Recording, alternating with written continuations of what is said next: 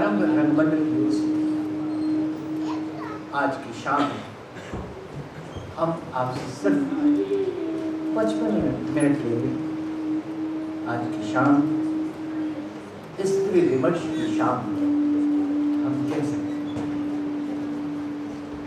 ये आज का पूरा कर स्त्रियों ने रचा है, उन्होंने बसाया, उन्होंने बनाया। हमारे समाज में स्त्रियों को न जाने क्यों वो जगह कभी नहीं हमने लिखा, हमने कहा, मगर हमने स्वीकार नहीं। हमारे शास्त्रों में स्त्रियों को बहुत महिमा मंडित किया गया है। कहा गया है कि जहां स्त्रियां उधर क्या माना, उसको स्वीकार किया, उसको कहा। हम पुरुषवादी समाज के लोग सिर्फ और सिर्फ भाष्य करते हैं, मानते नहीं। कौन बदल से आगे देखे औरत को? आज की जो स्थिति है और कल की स्थिति भी वही थी। कौन बदन से आगे देखे औरत को? सबकी आंखें गिरी है इस नगरी में। हम औरत को वस्त्र और जिस्म के अलावा क्या कभी दिल से स्वीकार कर पाए? बड़े बड़े मंचों में आगे भाषण देते हैं, संज्ञाएं देते हैं, उपमाएं देते हैं। आग ही, कर्ब ही, वफा ही, सब्र ही, तमन्ना भी, एहसास भी। मेरे ही सीने में उतरे हैं ये खंजर सारे। सारा का सारा एहसास औरतों को रख दिया गया उन पे, और हम जब चाहें उनको दोषी भी बनाएं। आज ये शाम जिन दो महिलाओं के नाम से जानी जाएगी, वो महिलाएं हैं नाट्य लेखन नेहा अपराजिता। एक नया नाम बनकर हम चाहते हैं कि आप उनके लिए तालियों से उनका स्वागत करें, क्योंकि ये नया नाम आया है। और निर्देशन किया है रितिका अवस्थी ने। इन दोनों महिलाओं का ये मानना है, मुझे लगता है, और आपको स्वीकारना पड़ेगा। ये कहती है औरत हूं मगर सूरते को हसार खड़ी हुई। पहाड़ों की श्रृंखला, सूरते को हसार। औरत हूं मगर सूरते को हसार खड़ी हूं, एक सच के तहफ्फुज़ के लिए सबसे लड़ी। वाह!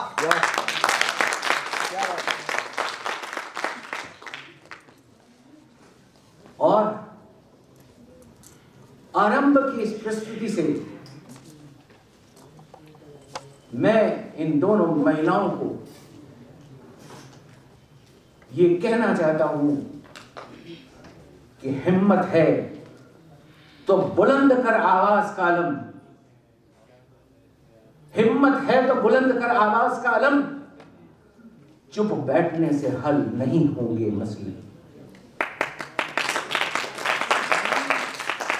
ये जिया चरंदरी साहब ने कहा था। और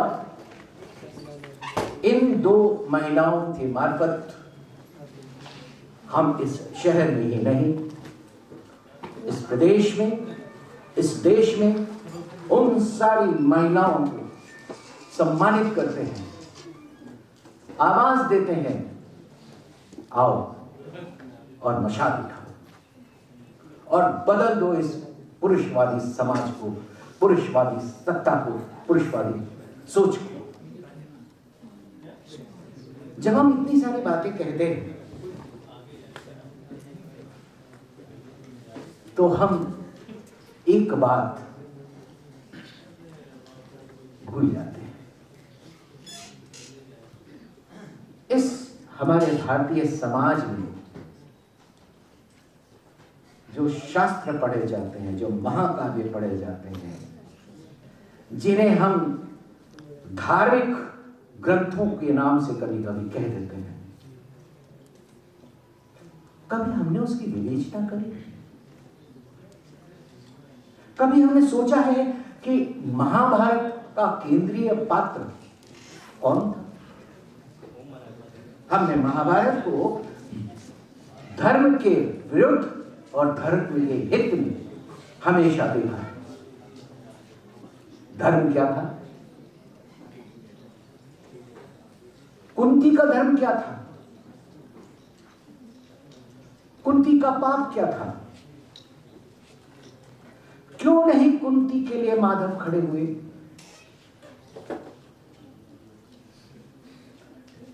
कुंती ने वो आवाज क्यों नहीं उठाई? दूसरा महाभारत का पात्र गांधारी, सब कुछ उसके सामने होता रहा और वो आंखों में पट्टी बांध रही। क्या कानों से कुछ नहीं सुनता था? जब द्रौपदी को महल में लाया जा रहा था, जब वो चीत्कार कर रही थी, जब वो रो रही थी, जब वो मदद मांग रही थी, गांधारी उसी सभा में थी। गांधारी का कर्तव्य क्या था?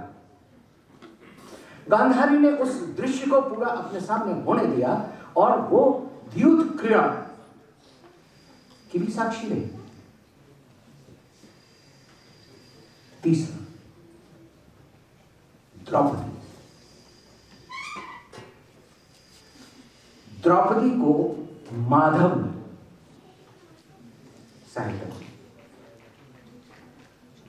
द्रौपदी की लाज बचाई। द्रौपदी उस स्थिति में पहुंची कैसे? ये बहुत सारे प्रश्न हैं जो एक दूसरे सोच को जन्म देते हैं। एक नाटक के समय, आज से कई साल पहले, मुख्य अतिथि के रूप में प्रेक्षागृह में किरण बेदी थी। उस समय तिहाड़ जेल में थी और एक नाटक यहां पे हुआ था जो स्त्री विमर्श पे ही था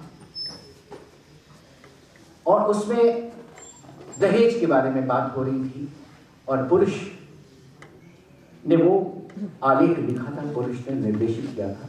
जब वो नाटक खत्म हुआ, जब वो उसका चिंतन मंथन शुरू हुआ, तो पहली प्रेक्षिका, एक पत्रकार महिला, उसका पहला आरोप ये था कि ये चूंकि पुरुष के द्वारा लिखा गया है, पुरुष के द्वारा निर्देशित किया गया है, इसलिए पुरुष ने महिला का साथ दिया है, विरोध किया है। किरण बेदी ने इसी जगह पे, इसी स्टेज पे आके कहा था, आलिए तिहाड़ जेल और मैं दिखाती हूं 250 सासों को, उन सासों को जिनके सामने उनकी बहू का वध हुआ, उनके बहू का के ऊपर अत्याचार हुए और वो उन बहुओं की मौन दुर्गति को देखती है।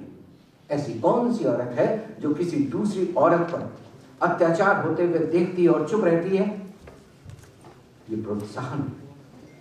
तो एक तरफ जब हम स्त्री विमर्श की बात करते हैं तो स्त्रियों को भी अपने पहलू में देखना होगा कि वो कहां खड़ी है। और जब कभी कोई अनाचार, कोई भी अपराध स्त्रियों के विरुद्ध होता है तो किसी दूसरी स्त्री का कर्तव्य क्या है? पुरुष को तो हमने बहुत गालियां दी, हम माधव को भी कहते हैं कि माधव ने न्याय नहीं किया स्त्रियों के साथ, मगर स्त्रियां स्वयं क्या स्त्री के पक्ष में खड़ी होती हैं? ऐसे बहुत सारे प्रश्न हैं, ऐसे बहुत सारे विचार हैं जो आज नेहा अपराजिता अपने लेखन के माध्यम से उठाना चाहती और जिसको निर्देशित किया है ऋतिका अवस्थी ने। नाटक का नाम है कथा संग्राम की। आरंभ रंगमंडल की प्रस्तुति है और संस्कृति मंत्रालय भारत सरकार का इसमें सहयोग।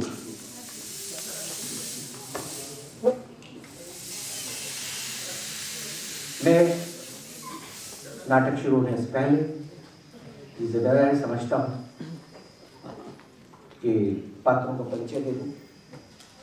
द्रौपदी, ऋतिका अवस्थी, कृष्ण, अमितेश, शकुनी, आशीष, गांधारी, मौमिता चैटर्जी, धृतराष्ट्र, रविंद्र, भीष्म पितामह, सत्यम सिंह राजपूत, पांडव, शुभम, अमन, हेमंत, सिद्धार्थ, प्रणय, गुरु द्रोणाचार्य, ऋषभ गुप्ता, अंगराज कर्ण, वेद प्रकाश तिवारी, दुशासन, हर्षित पांडे। प्रस्तुति नियंत्रक हैं नीलकांत त्रिपाठी और रविंद्र। मंच सज्जा वेद अंकित तिवारी, मंच निर्माण सिद्धार्थ, ऋषभ गुप्ता, सत्यम सिंह राजपूत, विवेक पाल, वेशभूषा हर्षित पांडे, आरती, संयोजक रविंद्र, संगीत संचालक देवेश सिंह, रूप सज्जा संजय चौधरी, प्रकाश सुजय घोषाल, सह निर्देशन ऋषभ उपाध्याय, नाट्य लेखन और निर्देशन अब नामक की पुनरावृत्ति की आवश्यकता नहीं। तो लीजिए, प्रस्तुत है आरंभ रंगमंडल की प्रस्तुति ऋतिका अवस्थी के निर्देशन में नेहा अपराजिता का नाट्य लेखन कथा संग्राम। नाटक का आनंद उठाइए। 55 मिनट का नाटक है, देखिए।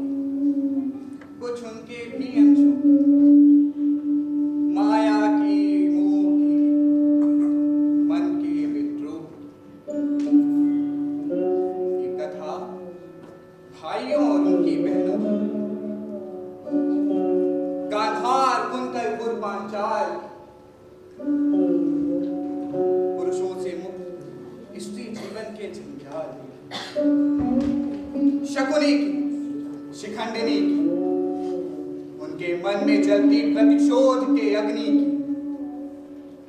ये कथा अनूठे स्वयंवर की, एक कन्या संग 5 वर, प्रतिस्पर्धा की, संघर्ष की, अनादर अपमान एवं विमर्श की,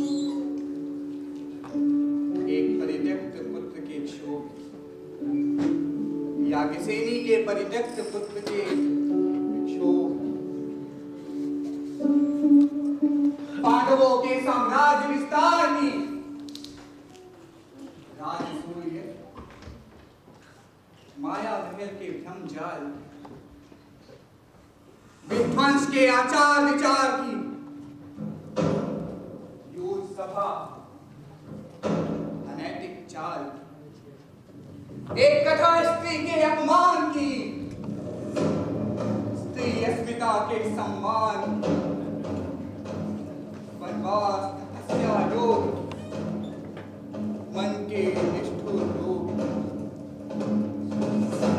कथा कुरुक्षेत्र के भूमि की, सर्वनाश के पृष्ठभूमि की, गीता ज्ञान संग टूटते अभिमान की, कर्ण के विस्तृत ज्ञान की, चक्रव्यूह की, निर्ममता के गति की,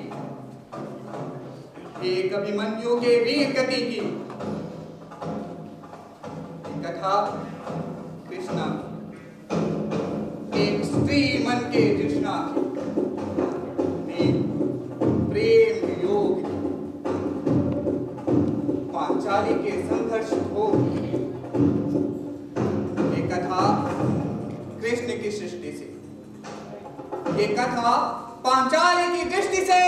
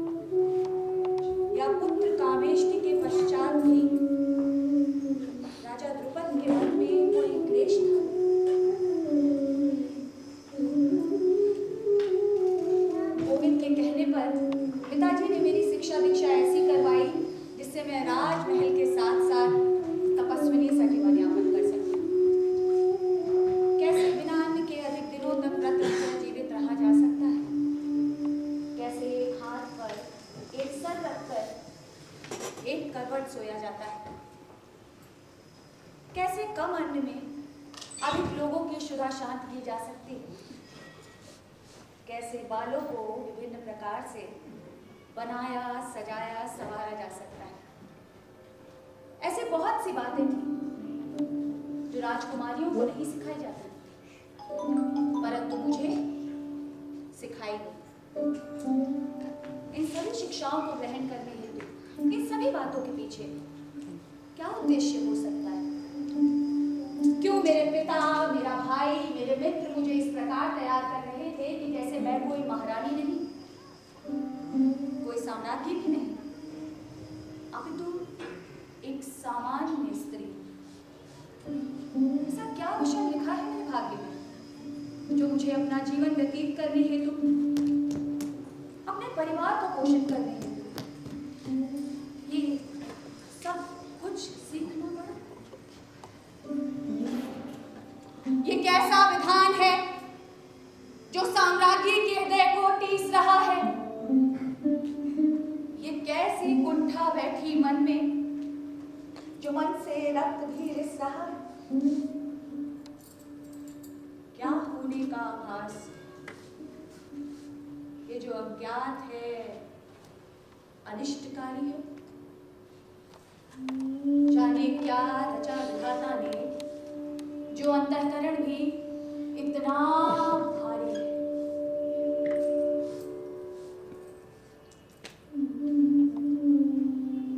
मुझे याद मेरे स्वयंवर से पूर्व की चर्चाएं कि किस प्रकार पिताश्री ने गोविंद तथा अन्य सलाहकारों के साथ मिलकर एक ऐसी प्रतियोगिता की रचना की थी जिसे आर्यवर्त का सर्वश्रेष्ठ धनुर्धर ही भेद सकता हो। पिताजी का अपनी संतानों के प्रति प्रेम सदैव द्वितीय रहा, उनका प्रतिशोध उनकी प्राथमिकता बना रहा। वो चाहते थे कि अर्जुन ही मुझे जीते, जिससे वो गुरु द्रोण के सर्वश्रेष्ठ शिष्य को अपना जमाता बना उनकी शत्रुता के प्रभाव से मुक्ति पा सके तथा भीष्म पितामह जैसे वीर का संरक्षण प्राप्त कर सके। अपनी पुत्री के प्रति प्रेम से अधिक महत्वाकांक्षा उनकी अपने साम्राज्य के विस्तार की थी। ये उनकी विस्तारवादी नीति ही तो थी जो वो चाहते थे कि हस्तिनापुर जैसे शक्तिशाली साम्राज्य के साथ मैत्री संबंध स्थापित हो जाए। उसमें मेरे मन, मेरी कामना का कहीं कोई अस्तित्व नहीं था। और कर्ण के विषय में तो न जाने मैंने कितनी ही कथाएं सुनी थी। मेरे अंतस में उनके प्रति कितना प्रेम, कितना सम्मान था। आज भी मुझे स्मरण है कि किस प्रकार मैंने उसका तिरस्कार किया था, किस प्रकार मेरे तिरस्कार से उसके मुख का सूर्य बुझ गया था। मेरे प्रिय भाई कृष्णदेव तथा गोविंद ने किस प्रकार मेरे समक्ष इस बात को रखा था कि कैसे एक क्षत्रिय कन्या का विवाह एक सुपुत्र से उपयुक्त नहीं, परंतु मेरा मन उनकी बातों से क्यों बदल गया? भरी सभा में एक शूरवीर का अपमान कितना असहनीय होता है, इस बात का ज्ञान होते हुए भी मैंने उसका अपमान किया, वो भी उसके साथ जिसके लिए मेरे हृदय में इतना प्रेम, इतना सम्मान था। क्या ये उसी अपमान से उसके हृदय में जो टीस उठी, उसी आह का परिणाम था? मुझे 5 भाइयों संग विवाह करना पड़ा, अपने जीवन को तपस्या। ये विधान भी कोई विधान है, मन से ऊपर रणनीति है। स्नेह, समर्पण, बलिदान सब साम्राज्यवाद की नीति है। जो तिरस्कृत हुआ वो कैसे भूलेगा न्याय को? जिसने अपमान किया क्या वो कर पाएगा न्याय को? मन की पीड़ा मन तक रहती, जीवन पतियों के मध्य विभक्त है। कैसे उजागर करूं वो वाणी जो कहती है ये जीवन ही अभिशाप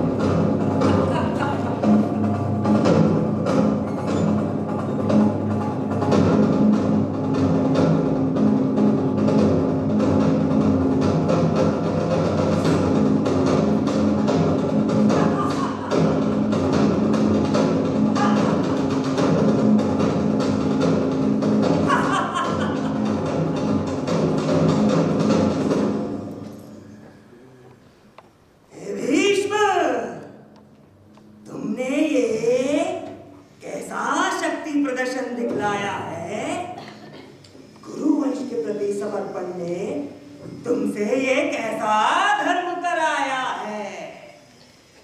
गांधार जिस दिन एक जन्मान को जन्माता अपना बनाएगा, उसी दिन से हस्तिनापुर का भाग्य पलट जाएगा। तुम्हें रहा अभिमान जो तुम्हारी शक्ति से बच पाएगा कौन? वैसे ही मेरे बुद्धि के पासों से गुरुवंश सदा के लिए हो जाएगा बार। गांधार के साथ अन्याय के पूर्व उस भीष्म ने ये कभी नहीं सोचा होगा कि उसकी शक्ति मेरी कुटिल बुद्धि के आगे क्षीण हो जाएगी। वो युद्ध भूमि में व्यू रचने वाला योद्धा क्या जाने कि युद्ध के खेल में व्यू कैसे रचे जाते हैं। उस वृद्ध इंसान को तो इस बात का तनिक भी आभास न होगा कि तीर की भांति ही पासों की भी दिशा तय की जा सकती है, और उन पासों से तो निश्चय ही जिसे किसी के अस्थियों से बनाया गया हो। ये पासे मेरे पिताजी के अस्थियों के स्मृति चिन्ह हैं। कल मेरे वर्षों के अनवरत प्रयासों को सिद्ध करेंगे। उस समय उस भीष्म के तेज को मैं बुझते हुए देखूंगा, जैसे उसने मेरी प्रिय बहन गांधारी के सपनों को राख कर दिया था। मैंने अपना समस्त जीवन अपने राज्य से दूर अपनी बहन के घर व्यतीत किया। कितने अपमान के घूट सहे, कितने तिरस्कार सहे, किंतु अपने भांजों को उनके वंचित अधिकारों का विस्मरण नहीं होने दिया। वो अग्नि जो गांधारी के विवाह के पूर्व मेरे मन में बसी थी, उसे मैंने बुझने नहीं दिया। और अब यह अग्नि उस भीष्म की चिता बनकर ही शांत होगी। शीघ्र ही मेरा ये संकल्प पूर्ण होगा, शीघ्र ही।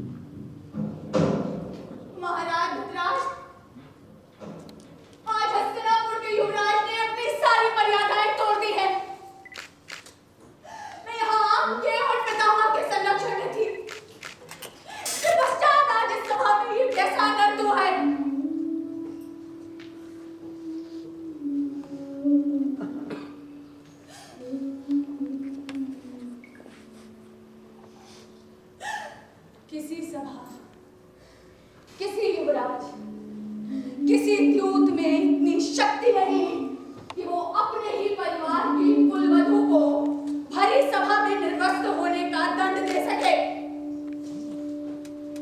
और फिर ये कैसा खेल, कैसा मनोरंजन है जो एक पुरुष को यह अधिकार देता है कि वो एक स्त्री पर शर्त लगा बैठे, उसकी इच्छा के विरुद्ध से हार बैठे।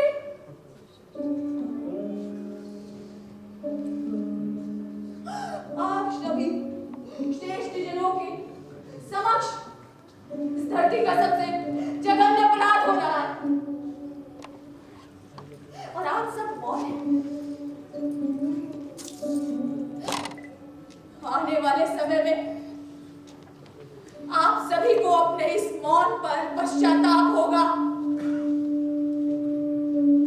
और तब चाहकर भी आप में से किसी के मुख से एक भी शब्द नहीं निकलेगा। महाराज धृतराष्ट्र, आपने अपनी नेत्रहीनता को अपने सामर्थ्य के आधार पर कभी स्वीकार नहीं किया, परंतु आज से आप स्वयं को मूक बधिर अवश्य स्वीकार करेंगे, क्योंकि अब जो मैं कहने वाली हूँ वो सब आप विवश होकर सुनेंगे तो जरूर, परंतु अपनी पीड़ा को परिभाषित करने के लिए आपके पास उतने ही शब्दों की कमी पड़ जाएगी जितनी कि आज मेरे पास है।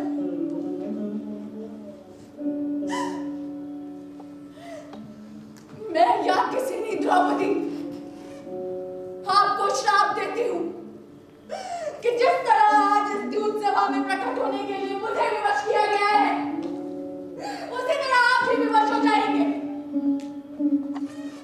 तथा उस ग्लानि को महसूस करेंगे जो इस वक्त मैं महसूस कर रही हूँ। जिस तरह मेरे शरीर को निर्वस्त्र करने का प्रयास किया गया है, उसी तरह आपकी संवेदनाएं भी निर्वस्त्र हो जाएंगी।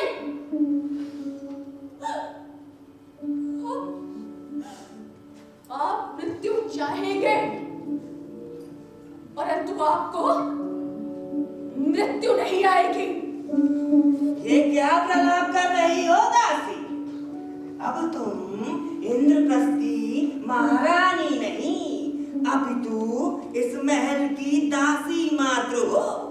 अब तुम्हारे अंदर इतना साहस आया कैसे कि तुम हस्तिनापुर के राज्यसभा में खड़ी होकर यहाँ के महाराज और युवराज का अपमान करो और उन्हें अपशब्द कहो? अपनी मर्यादा में रहो दासी। और वैसे भी तुम्हारे जैसी ब्रह्मचारी स्त्री के मुख से ये बात बिल्कुल शोभा नहीं देती जब पांच पुरुषों की पत्नी हो। और तुमसे ज्यादा सब तो ये तुम्हारे पांचों पति हैं जो सगे भाई होते हुए भी एक ही स्त्री के साथ संबंध रखते हैं और बातें धर्म और वीरता की करते हैं। देखो इस स्त्री ने क्या अद्भुत कार्य किया। जन्म एक पर 5 पुरुषों संग जीवन का निर्वाह किया, स्वयंवर में अपमान किया शौर्यवान राज का, हस्तिनापुर में युवराज का। इसके अहंकार ने तो समस्त आर्यव्रत में प्रसिद्धि पाई है। देखो आज मुख के बल गिरते हुए इस सभा तक आई है। आप भी अपनी मर्यादा न तोड़े। जिस धरती पर खड़े होकर आप अपने निकृष्ट ज्ञान का वितरण कर रहे हैं, उस पर आपसे अधिक मेरा अधिकार है। और आप जैसा स्वार्थी मनुष्य तो इस धरती पर दूजा गया हुआ, जो अपना राजपाट त्याग कर अपनी बहन के महल में शरण लेकर बैठा हुआ है और इस द्यूत सभा से प्रपंच को रच रहा है। मैं व्यभिचारी नहीं हूं, मैं तपस्विनी हूं। और मैंने अपनी सारी तपस्या को अपने मन में एकत्रित करके पांडवों से विवाह किया है। स्मरण रहे गांधार राज, अब सर्वनाश होगा। मेरे पांचों पति आपको युद्ध भूमि में ठीक उसी तरह घेरेंगे जिस तरह आज आपके भांजे मुझे घेर कर खड़े थे, और तब कोई दैवीय चमत्कार नहीं होगा। आपके प्राणों की आहुति के साथ ही इस धरती से अधर्म का विनाश होगा। आज पांचाली की जीवा से निकला एक एक शब्द आपका भविष्य लिख रहा है। सावधान हस्तिनापुर, यह संपूर्ण सभा अब अपना विध्वंस देखेगी। मैं सबको काल बनकर निकल जाऊंगी। मुझे नहीं था आभास, ये उत्सव नहीं, प्रतिशोध है। क्या लांछित होगी हर वो स्त्री जो करना चाहती विरोध है? क्या उपहास का प्रत्युत्तर अभद्रता है, दुर्व्यवहार है? ये कैसा धर्म है जिसके विपरीत बहता धर्म का प्रवाह है? स्मरण रहे गांधार राज, अग्नि से ही बनती ज्वाला है। थाम सको तो थाम लो, अब जो होने वाला है।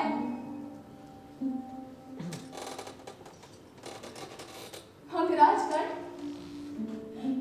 आपकी दानवीरता का साक्षी तो संपूर्ण जगत है। तो एक दानवीर मनुष्य कैसे किसी स्त्री को भरी सभा में निर्वस्त्र होने का आदेश दे सकता है? आपने तो आज अपने धन पर स्वयं प्रश्न चिन्ह खड़ा कर लिया है, और आपका सारा अर्जित किया हुआ धन गर्त में चला गया है। मैं आपको क्या श्राप दूं अंगराज? आपने तो अपना धन त्याग कर स्वयं को शापित कर लिया है।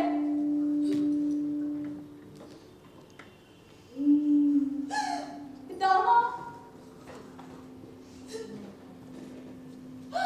आपने तो प्रतिज्ञा ली थी कि आप अपनी अंतिम श्वास तक हस्तिनापुर के सिंहासन का रक्षण अपने पूरे धर्म के साथ करेंगे।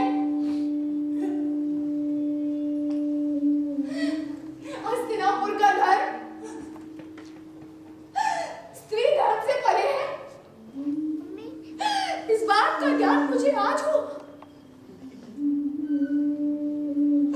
आपको आपके इस मौत का दंड मेरी बहन शिखंडी नहीं देगी। आज मुझे उस पीड़ा का आभास हो रहा है जो देवी अम्बा को महसूस हुई होगी। आप पुरुषों को यह अधिकार किसने दिया? एक स्त्री की पवित्रता का निर्धारण कीजिए। जिस तरह आज आप मनुष्य की स्थिति में खड़े होकर इस अभद्रता का पुष्टिकरण दे रहे हैं, इसी तरह एक अनिश्चित पीड़ा के साथ आपके देह से प्राण निकलेंगे।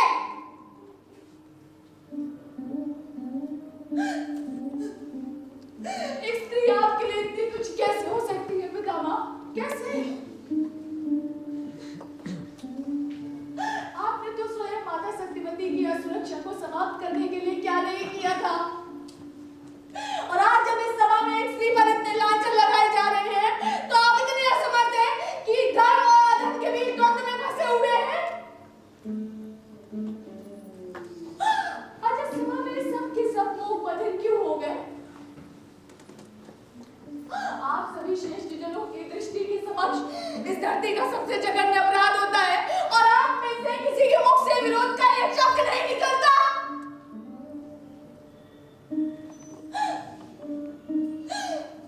गुरुद्रोण,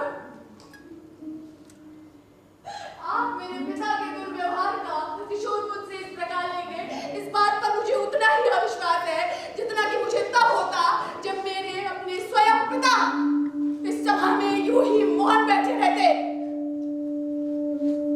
आपके पुत्र ने दूध के स्थान पर पानी आटे का घोल पिया तो आपने मेरे पतियों को इतना योग्य बनाया कि वो मेरे पिता से आपके अपमान का प्रतिशोध ले सके।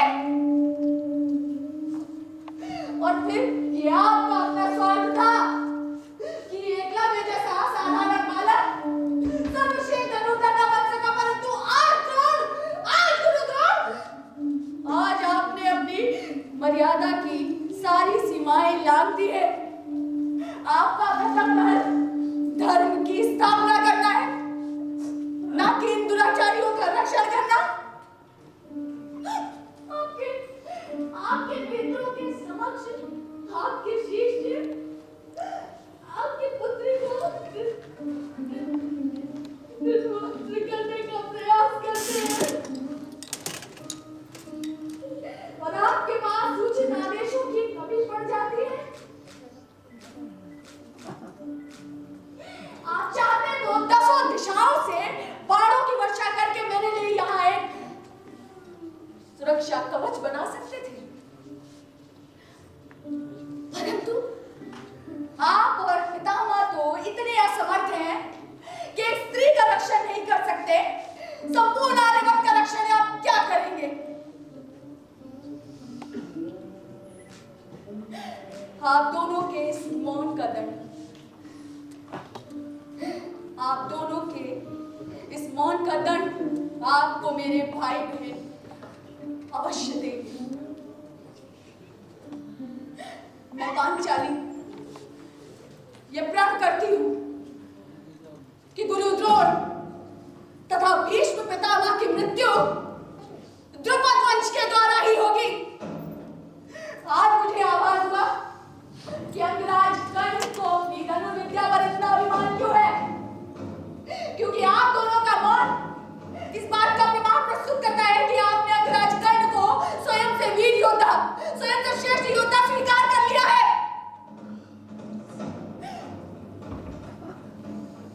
आज मैंने इस सृष्टि के श्रेष्ठतम योद्धाओं का धर्म तथा सामर्थ्य देख लिया है।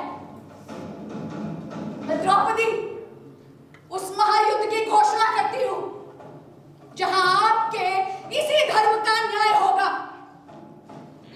कि सभी मौनमुख मृत्यु को प्राप्त होंगे। आपके नेत्रों से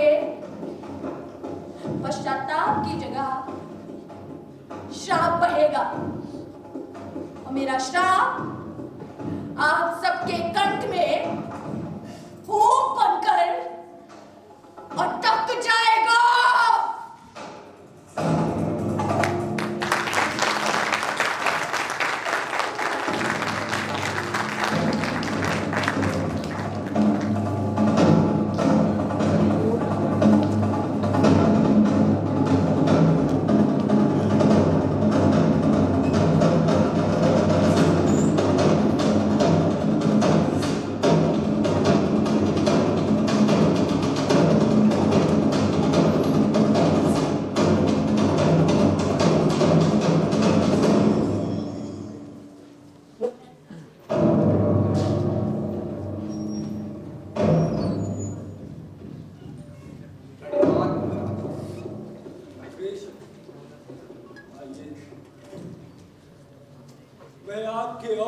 शांति प्रस्ताव के अपमान के उत्तर में क्षमा मांगने हेतु सज्ज हूं।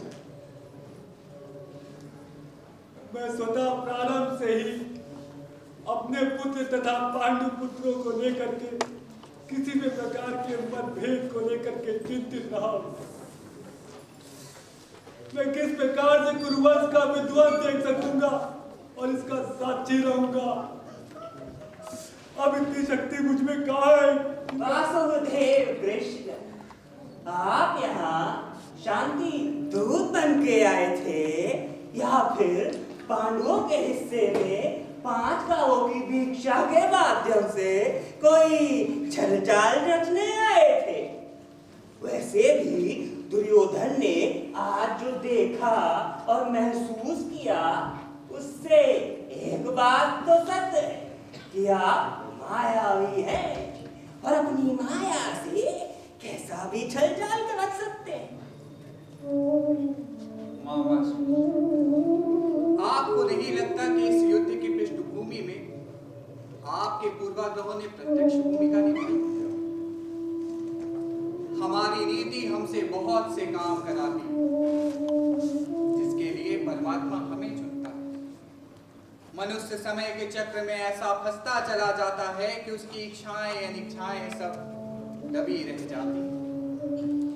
किंतु ऐसी स्थिति में होने का तात्पर्य ये तो नहीं कि हम अनैतिक हो जाएं।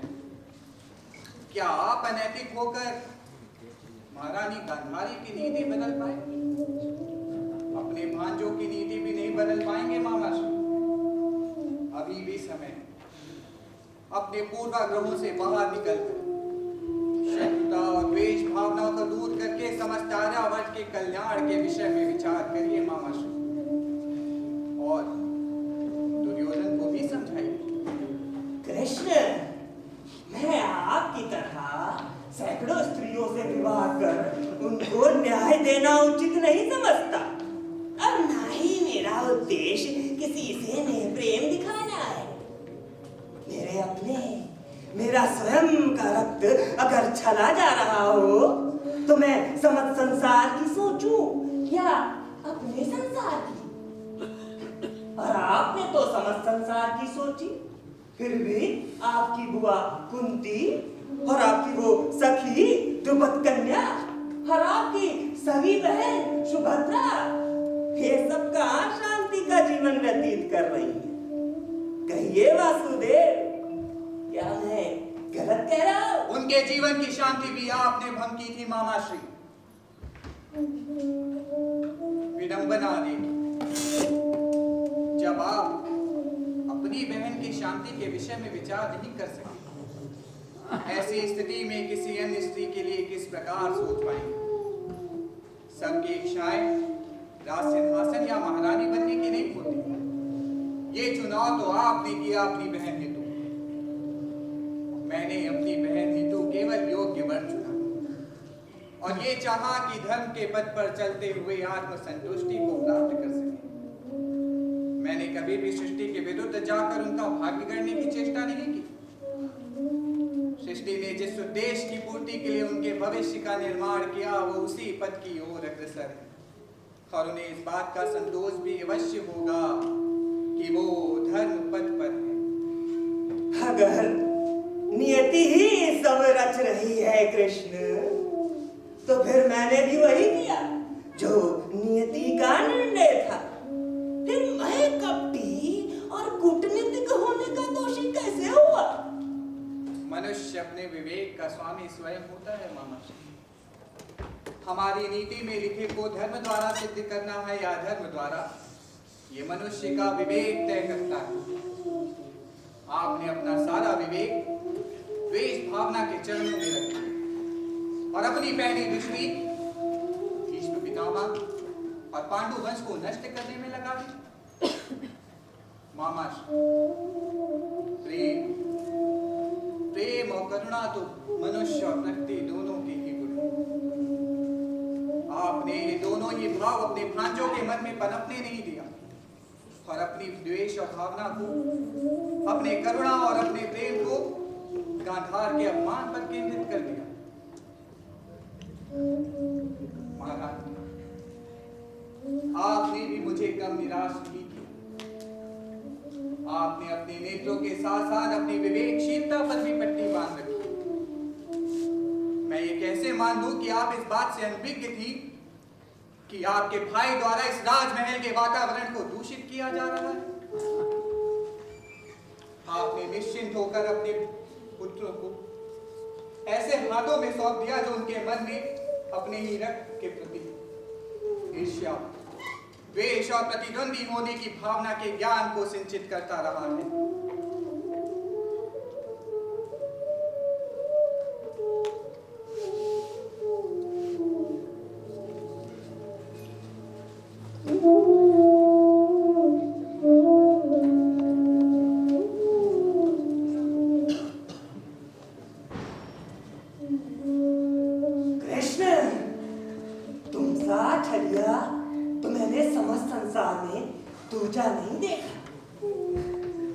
द्वारिका में नहीं, हस्तिनापुर में खड़े हो और यहाँ के महाराज, महारानी और युवराज का अपमान करने की चेष्टा कर रहे हो।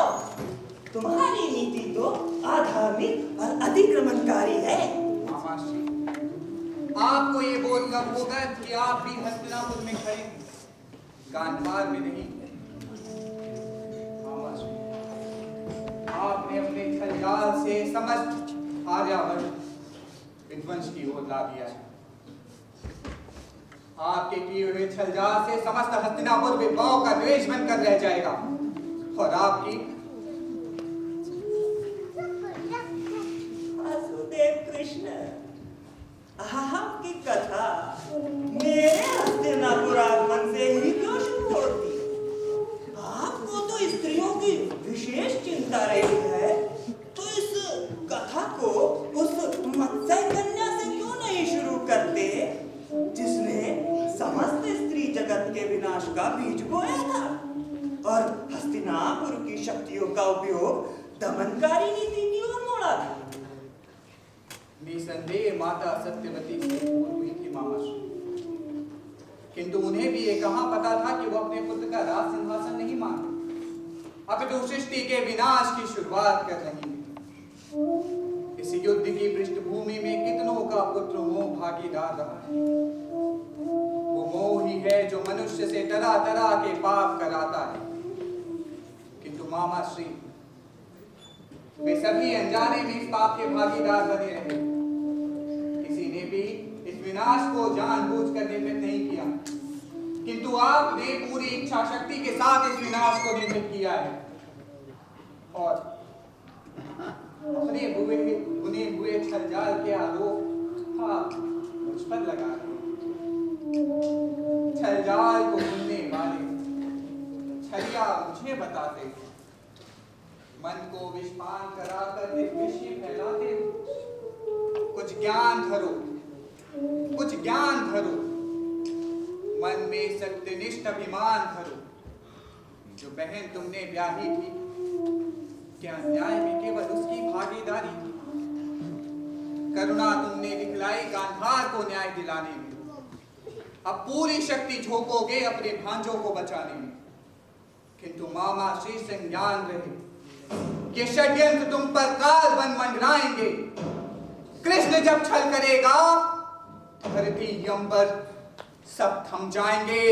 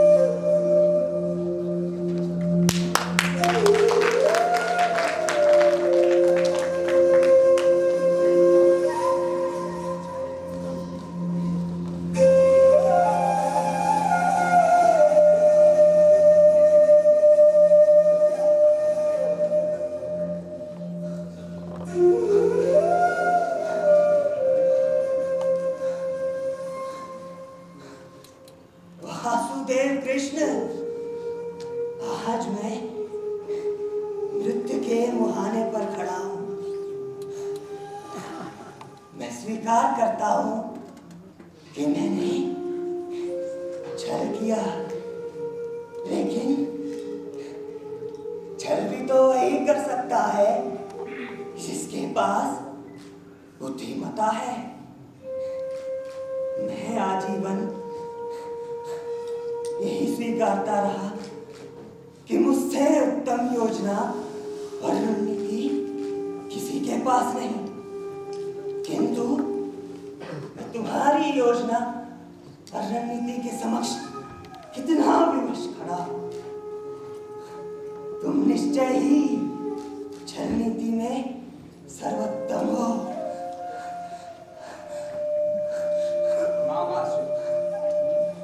ये छल नीति नहीं, ये धर्म नीति है।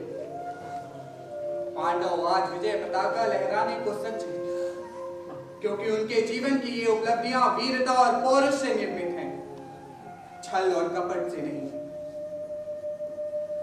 आप चाहते तो पांडवों को भी उतना स्नेह दे सकते थे जितना आपने कौरवों को दिया।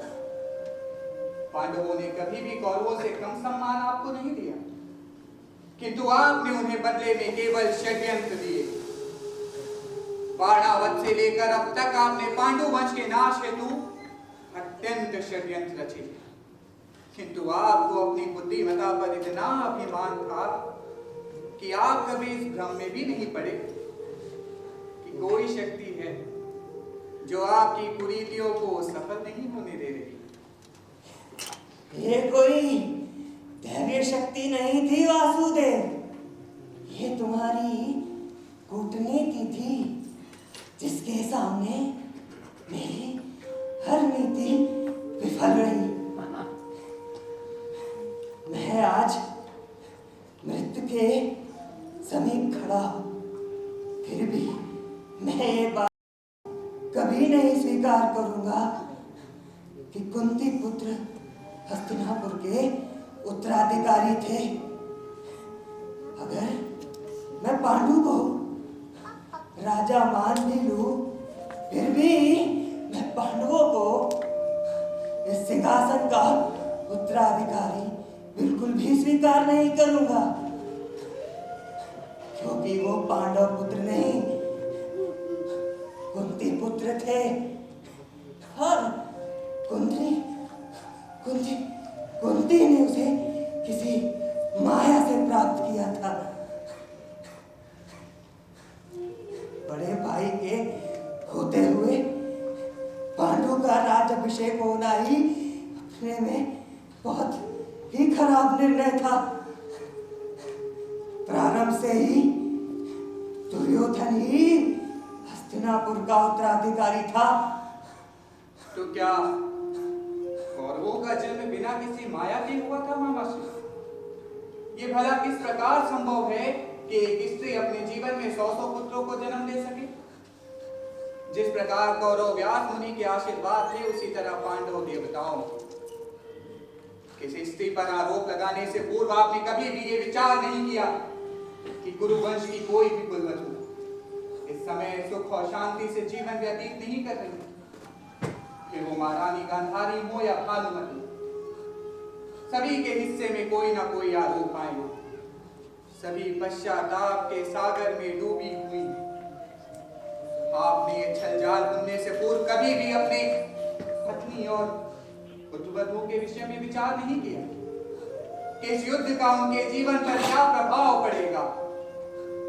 आपने अपने छल से समस्त हस्तिनापुर को पुरुष विहीन बना दिया है और गंधार को नेतृत्व विहीन। आप द्वेष की ऐसी पराकाष्ठा पर पहुंच गए जिसने समस्त आर्यावर्त का विध्वंस कर दिया।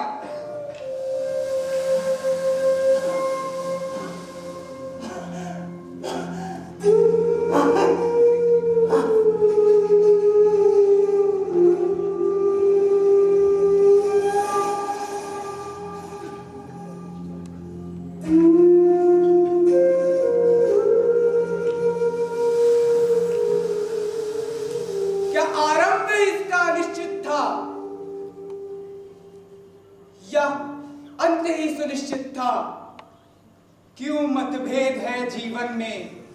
जीवन भी तो अनिश्चित था। क्या पाया दृढ़ प्रतिज्ञ ने?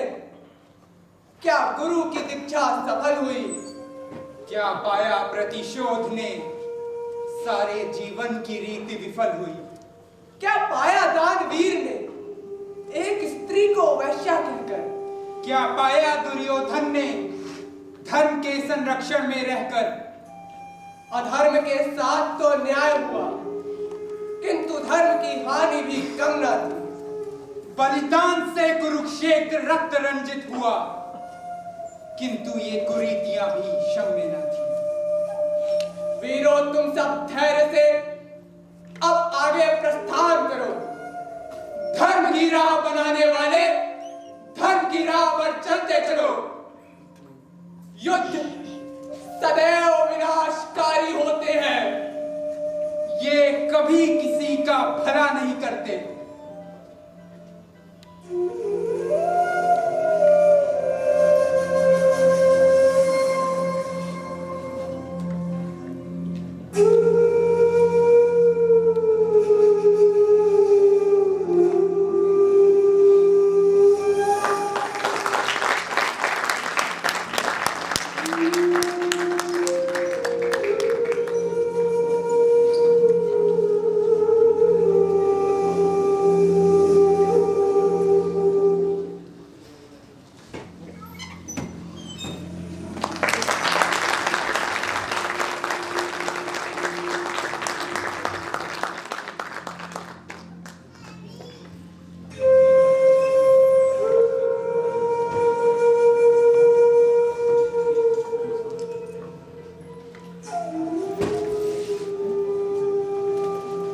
आरंभ रंगमंडल की प्रस्तुति कथा संग्राम की। सिर्फ कथा नहीं, इसके विमर्श भी बहुत सारे प्रश्न इस नाटक के माध्यम से उठाए गए और इस नाटक को जिसने लिखा वो रंगनेत्री नेहा अपराजिता है। मैं चाहता हूं कि रंगनेत्री नेहा अपराजिता का आप लोग करतल ध्वनि से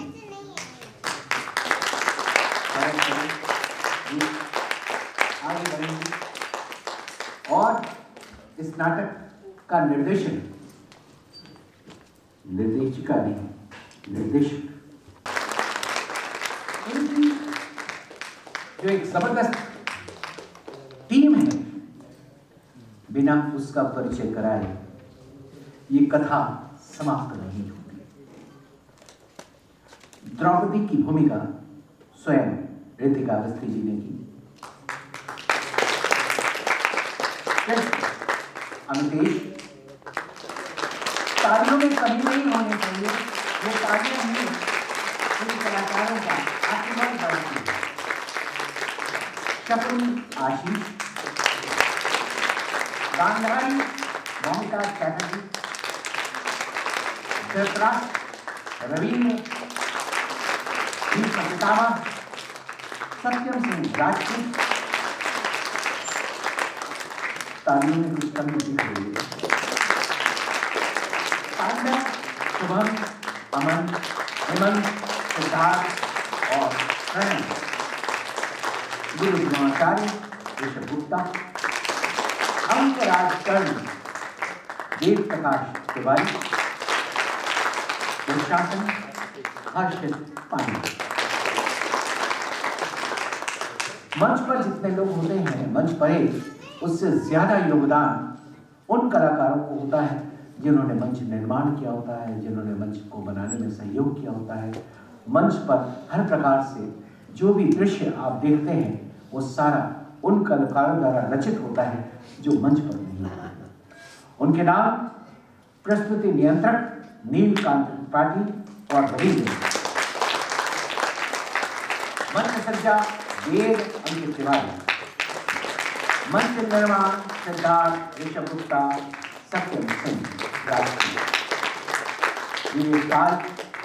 वेशभूषा हर्षित पांडे, संयोजक रवींद्र,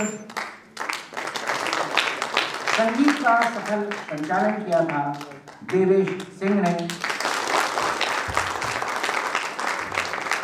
भूमिका संजय चौधरी की थी। हमारे शहर का नाटक का जो प्रकाश है, रंगकर्म का प्रकाश है, उसका सिर्फ एक नाम, सुजय घोषाल।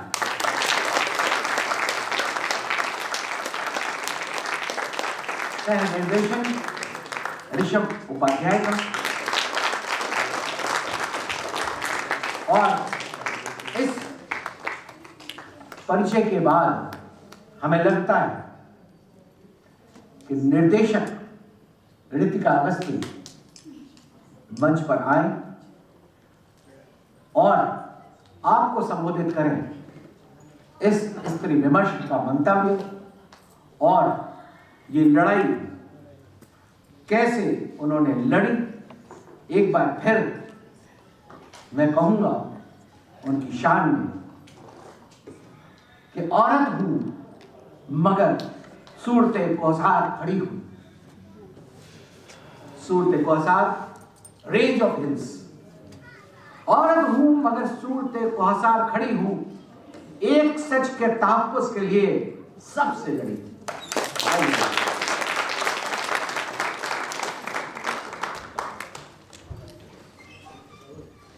आप सभी का बहुत बहुत धन्यवाद। एक आमंत्रण पर, निमंत्रण पर आप सभी का यहाँ आ जाना और हमारी इतनी मेहनत से तैयार की गई प्रस्तुति को अपना समय देना। बस आपसे एक चीज़ मैं साझा करना चाहती हूँ, वो भी इसलिए क्योंकि ये उतनी ही आवश्यक है जितना मेरा इस नाटक से जुड़ा होना है। जब मैंने इस नाटक की कल्पना की थी तो ये बिल्कुल सत्य है कि इसकी कथा रूपरेखा मेरे दिमाग में बहुत क्लियर थी, लेकिन अगर कोई मुझसे ये पूछता कि आप क्या मतलब कहानी क्या है, तो मैं अपनी कहानी किसी को नहीं समझा पा रही थी। सिर्फ एक शख्स था जिसने उसे समझा। मैंने बात भी बहुत लोगों से की, बहुत योग्य लोगों से की, कि मैं खुद को सक्षम नहीं पा रही इसको लिखने में, आप लिखेंगे, आप लिखेंगे। लेकिन वो एक बात मानसिकता की है, एक बात सोच की है कि मेरी सोच एक जगह टकराती है जाके, एक जगह मिल जाती है जाके। और मुझे, मैं आपको बहुत ईमानदारी से बताऊंगी, मुझे कुछ भी एक्सप्लेन नहीं करना पड़ा नेहा को। बस मैंने नेहा से अपनी वो रूपरेखा बताई है कि मेरे मन में ये है और मैं ये दिखाना चाहती हूँ, और नेहा ने उसको वो उतारा है जो आपके समक्ष आज हमने प्रस्तुत किया।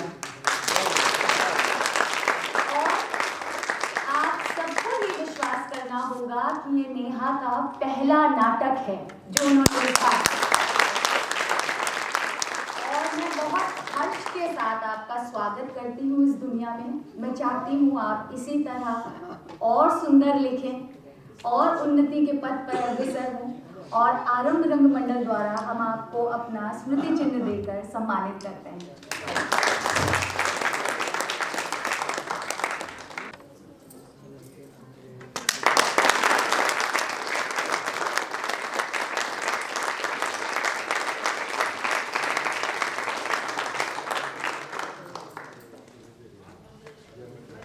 नेहा ने इसे लिखा है, तो नेहा क्या सोच के लिखा और क्या देखा, बस थोड़ा सा बता दीजिए आके। मैं ज़्यादा नहीं प्रेषित होती।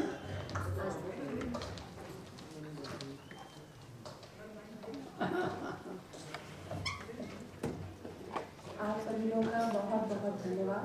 आप लोग आए और इस नाटक के सहभागी बने।